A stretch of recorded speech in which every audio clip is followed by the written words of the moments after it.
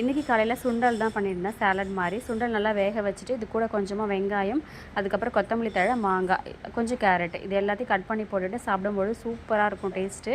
Try பண்ணி பாருங்கள் morning பிரேக்ஃபாஸ்ட்டுக்கு. அதுக்கப்புறம் மதியம் லஞ்சுக்கு வந்து பார்த்திங்கன்னா வரகு அரிசி சாதம் தான் பண்ணியிருந்தேன், தயிர் சாதம். இது கூட வந்து பார்த்திங்கன்னா கொஞ்சமாக தாளித்த பருப்பு வெங்காயம் வச்சு சாப்பிட்டாச்சு. அப்புறம் ஈவினிங்காக வந்து பார்த்திங்கன்னா முடக்கால் வந்து சூப் மாதிரி பண்ணியிருந்தேன்.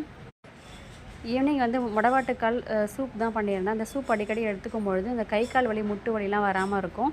போன்ஸும் வந்து பார்த்திங்கன்னா நல்லா ஸ்ட்ராங்காக இருக்கும். ட்ரை பண்ணி பாருங்கள்.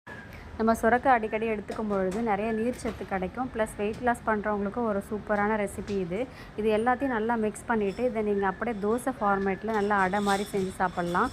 இதில் ராகி மாவு, கொஞ்சமாக சுரக்காய் வந்து துருவி போட்டது, கொஞ்சமாக வெங்காயம், அதுக்கப்புறம் கட் பண்ணி போட்ட கருவேப்பிலை, கொத்தமல்லி இது எல்லாத்தையும் போட்டுட்டு நல்லா மிக்ஸ் பண்ணிவிட்டு நீங்கள் அடை மாதிரி எடுத்து சாப்பிடும்பொழுது சூப்பராக இருக்கும் டேஸ்ட்டு. இதுக்கு சட்னியுமே சுரக்காய் சட்னி தான் நான் பண்ணேன்.